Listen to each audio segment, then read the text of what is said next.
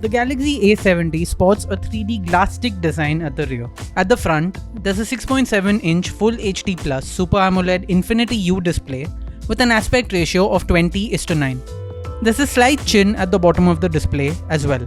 The smartphone runs on the company's latest One UI on top of Android 9 Pie and is powered by an octa-core processor coupled with 6GB and 8GB RAM options. Internal storage has been set at 128GB that can be further expanded to up to 512GB via a dedicated microSD card slot. On the imaging front, the Galaxy A70 sports a vertical triple rear camera setup that comprises of a 32MP primary camera, an 8MP ultra-wide lens, and a third 5MP depth sensor.